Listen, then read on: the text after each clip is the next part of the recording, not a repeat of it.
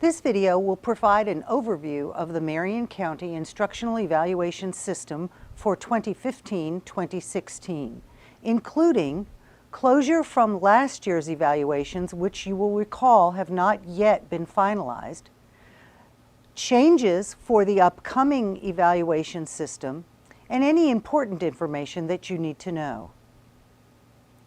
So where are we on last year's data?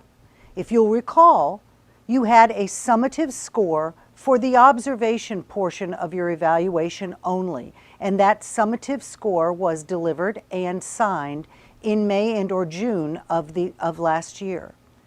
The state data for student achievement has not yet been delivered. The LEOC data, local end of course exams that were taken last year, have also not yet been finalized, and we are working on finalizing that data and getting it entered. We have agreed with MEA that nothing will be calculated for student achievement until all the data is in, both state data and local data. Once that is accomplished, a second summative observation, or summative form, will be delivered. It will include the student achievement data and a final rating. That second summative form will most likely not be available until December because the state data is not going to be finalized until September, and they have until December to deliver that data.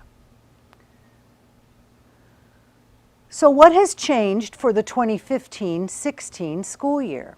There have been many changes that you need to be aware of. First of all, there is no more Category 2 and there's no more Category 4 teacher. If you recall, we had Category 1 teachers, 2 teachers, and 3 teachers, and then there was an additional category, a Category 4 teacher. We no longer have Category 2, we no longer have Category 4. Therefore, what we do have is Category 1 teachers who are all those new to the profession and or new to the district, even if they have been here before or they have taught for a number of years in another district. Per law, those teachers are Category 1 teachers. Then we have all other instructional personnel, and we only have 2 categories. We also this year only have 1 formative walkthrough. If you recall, last year there were 2. Quarter 1 and Quarter 2 walkthroughs were both formative. This year only Quarter 1 is formative. Quarters 2 and 3 are scored walkthroughs. There is no walkthrough for Quarter 4. We have eliminated 1 walkthrough in the year, so everyone now has only 3 walkthroughs. There is no walkthrough in Quarter 4. You need to be aware that this walkthrough is optional at teacher request. So if you would like your administrator to come do a walkthrough in Quarter 4, you need to request that from that school administrator. Again, only the Quarter 1 walkthrough is formative. Quarters 2 and 3 are scored, and that gives us a total of 3 walkthroughs for everyone. We have more changes in terms of the weight of the sections of your observation. The new House bill gave us the opportunity to change the weighting of the sections of the observation. The observation now, the observation portion, your classroom practice portion, will count for 67% of your overall summative score. Student achievement will count for 33% of your overall summative score.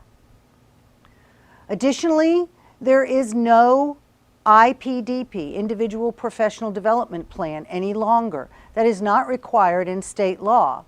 We have negotiated, and MEA has agreed, that we replace that IPDP with a deliberate practice form. And I will be showing you that form. It is much easier, much less convoluted than the IPDP used to be. So that is another change. What you're looking at is a screenshot of the deliberate practice form. You will find this on the True North Logic site in your growth process tab, and you are going to open this and fill it in as you did the IPDP. Everything that is printed in orange on these forms are instructions or directions. In order to access the deliberate practice form, you need to first click on the Edit button. Once you do that, you will have text boxes that appear. And in those text boxes, you can type your 2 goals. I indicated to you that the deliberate practice was much easier. There is only 3 things that are asked for. What are you going to do? How are you going to do it? And then what expected results will you have? So you have 2 goals. One of them is a desired practice that will impact your classroom. What is that practice? So you're not going to copy that school improvement plan goal of increasing math by 3 percentage points. You're going to write down a goal for a practice that you would like to implement or learn that will impact your students. What is that practice? What is the goal? How are you going to achieve it? What's your action plan? And then what results will you look for? The second goal is a professional growth practice. What would you like to get better at? And you're doing the same 3 things. What's the goal? What's your action plan? And what results do you expect to see? When you are done, it is important for you to do 2 things with all of the forms that I'm going to show you. If you don't do that, your administrator won't be able to see that you've completed these. So the first thing you're going to do is save and exit. That's at the bottom of the page. Save and exit. Then you are going to mark complete at the top of the page. And once you do that, the system will show that your deliberate practice has been completed. We've also changed the planning form.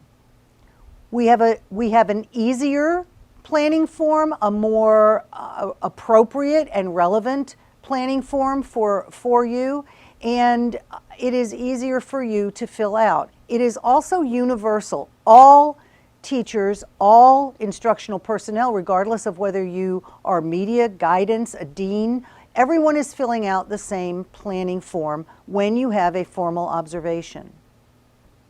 This is a screenshot of the planning form. You'll note, first of all, in the blue arrow points to some orange type. The orange type tells you which questions you're going to answer. Classroom teachers are going to answer questions 1 through 6.